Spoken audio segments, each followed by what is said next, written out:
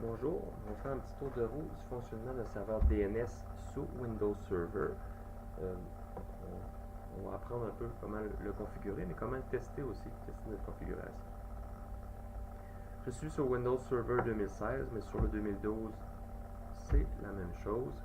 Je m'en vais ici, gestionnaire de serveur, je m'en vais cliquer sur DNS.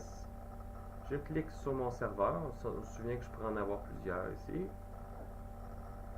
Bouton droit de la souris, gestionnaire DNS. C'est notre serveur DNS, du moins c'est l'interface qu'on utilise pour le gérer. Je passe sur le petit chevron ici. Dans le cadre du cours, ce qui va nous intéresser, c'est les zones de recherche directes. On se souvient qu'une zone de recherche directe, dans le fond, c'est gérer un domaine. Dans le fond, tous les records qui sont liés à ce domaine-là. Zone de recherche inversée, mais c'est quand je prends une adresse IP, comment je fais pour avoir son nom de domaine. C'est le contraire. Dans le cadre du cours, on n'en a pas besoin, c'est ça que j'en parlerai pas ici. Et même chose pour les redirecteurs conditionnels et les points d'appropriation, on n'en a pas besoin. Donc nous, ce qui nous intéresse ici, c'est les zones de recherche directe. On voit que j'ai déjà un nom de domaine qui est géré sur ce serveur DNS-là, qui est fil.com. Quand je vais avoir des requêtes sur le serveur DNS pour fil.com, on va aller chercher la réponse dans cette zone ici. Je vais aller voir qu'est-ce qu'il y a déjà dedans. On voit ici qu'il y a déjà un record de type A qui va pointer vers l'adresse 127.0.0.1.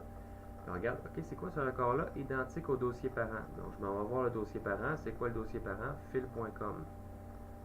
C'est juste qu'ils ne réécrivent pas ici, mais il faut s'imaginer que c'est fil.com qui est écrit. C'est quelqu'un qui fait une requête DNS pour obtenir l'adresse IP de fil.com. Il va obtenir la réponse 127.0.0.1 s'il passe par l'IPv4.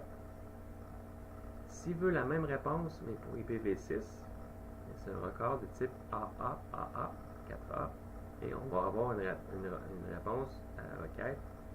Ça va être une adresse IPv6 aussi. J'ai mis des adresses bidons, c'est pas nécessairement important pour là. Autre chose que j'ai mis un CNAME, un nom canonique ou canonical name. CNAME, c'est un autre type de record, mais qui permet de pointer un nom de domaine vers un autre nom de domaine. On voit ici que quand Luc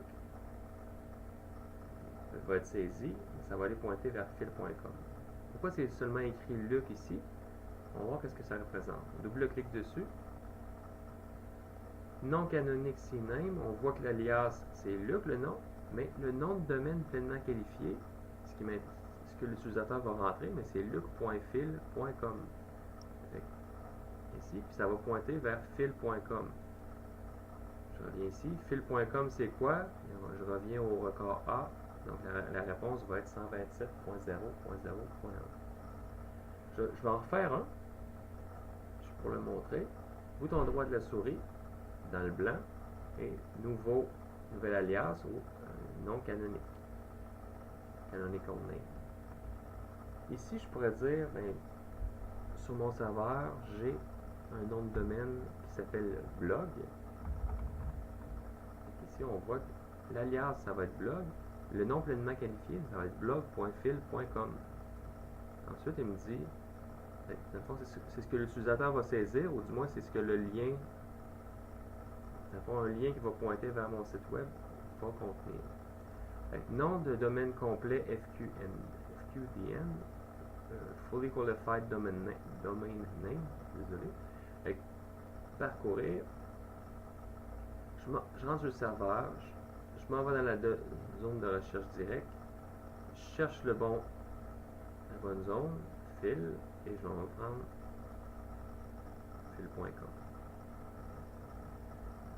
Quand quelqu'un va rentrer blog.fil.com pour aller sur mon blog, qui va vouloir avoir l'adresse IP, mais automatiquement, ça va aller chercher, ok, blog.fil.com, la réponse est à cet emplacement-là.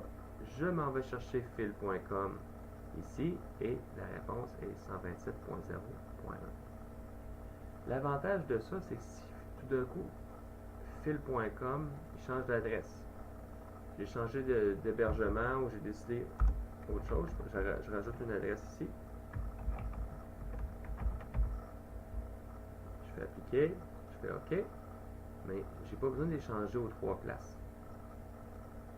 J'en ai seulement un à changer. Autre chose qui est un petit désavantage de cette technique-là, c'est que il va y avoir 2 requêtes DNS qui vont être faites. Il faut que je fasse une requête DNS pour le CNAME, donc blog.fil.com. Ensuite, ça me dit, j'ai pas la réponse, mais la réponse, tu peux la trouver à fil.com. Fais une requête à fil.com et 192.1.1.1. Si vous utilisez Wireshark, vous devriez l'avoir, les 2 requêtes passées. Une fois que vous faites des modifications, il faut redémarrer le service DNS. Pas le serveur Windows au complet, mais seulement le DNS avec le bouton droit de la souris sur le serveur, toutes les tâches et redémarrer.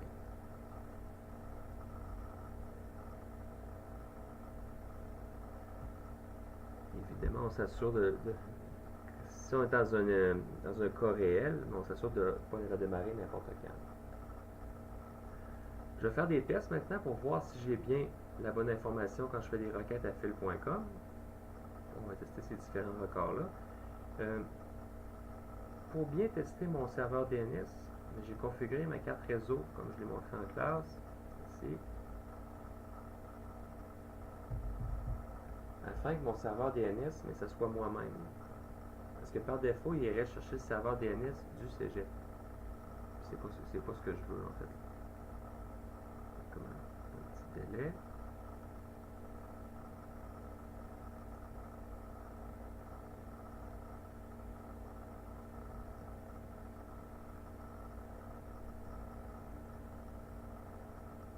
Je vais réessayer, peut-être que ça va le lancer. Pendant ce temps-là, je peux aller voir en mode ligne de commande. Je fais un CMD, j'ouvre une commande. Je pense que j'en ai demandé beaucoup trop. Ok, bon. Je vais aller changer, modifier les paramètres de la carte, comme je vous dis, pour changer le DNS par défaut. Ma carte réseau, c'est celle-ci. Bouton droit de la souris dessus, propriété.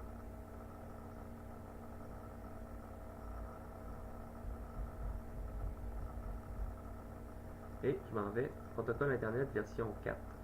Si je voulais le faire pour la version 6, je peux le faire aussi. Je vais le faire pour la version 4, double-clic. Et on voit obtenir une adresse IP automatiquement. C'est moi qui décide si je veux obtenir une adresse IP automatiquement ou pas.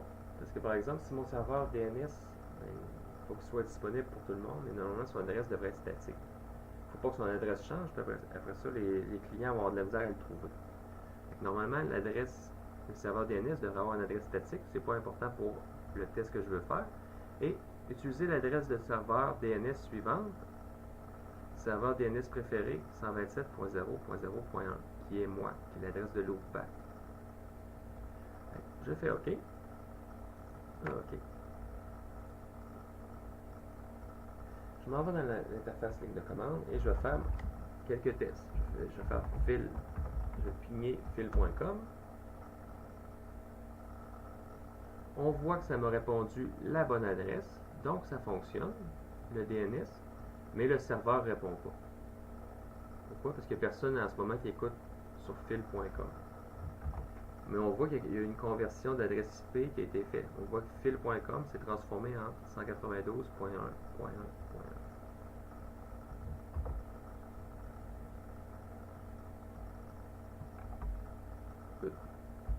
Je peux faire la même chose pour blog.fil.com et on voit que l'adresse est la même.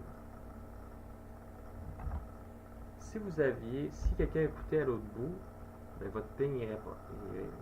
J'aurais pas ici un délai d'attente de la demande dépassée, mais c'est pas ce que je veux tester en ce moment. Ce que je veux tester, c'est est-ce que j'ai vraiment une conversion de mon nom de domaine à une adresse IP. Je vais ici. Autre chose une autre façon de le tester, c'est en utilisant la commande nslookup. Name System Lookup, que je peux utiliser en mode interactif ou en mode mode commande. Avec nslookup.fill.com. Hop.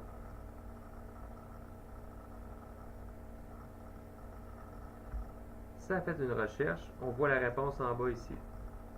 Avec fill.com, c'est l'IPv6, mais on voit ici. Ici, c'est l'IPv4 que vous voulez, mais elle est ici. Sinon, en mode interactif, on y va avec nslookup. On entre, et ensuite, vous entrez ce que vous voulez chercher. Blogfill.com.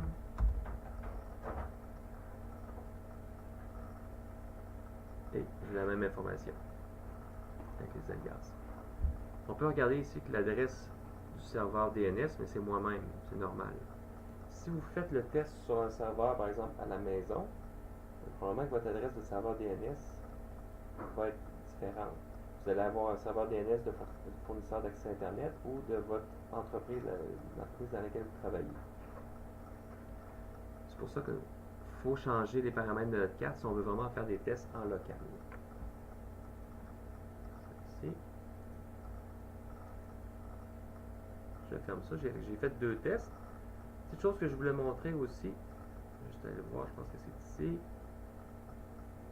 c'est l'adresse des serveurs racines sur Internet. Par défaut, quand on installe un serveur DNS, mais si j'ai pas la réponse, par exemple, si un de mes clients demande la réponse google.com, on voit mais dans mes zones de recherche, je n'ai pas google.com. Avec mon serveur DNS, il va falloir qu'il soit capable d'aiguiller le client pour trouver l'information. Je m'en vais ici, bouton droit de la souris, propriété, indication de racine, en anglais c'est root hints, et j'ai les différents serveurs de nom de domaine.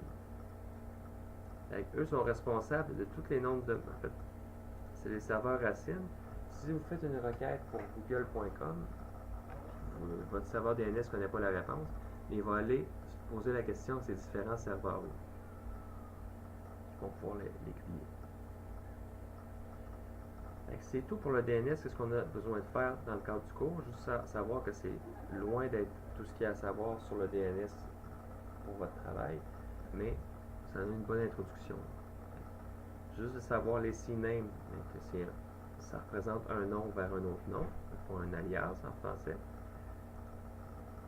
Les adresses IPv6, mais c'est des adresses 4A, et les adresses IPv4, c'est des A. Ici, Name Server et Start of Authority, on ne les verra pas. Pour l'instant, ils ont été créés pour vous, puis laissez-les là. C'est vraiment quand je veux que ce soit un autre serveur qui gère mon nom de domaine.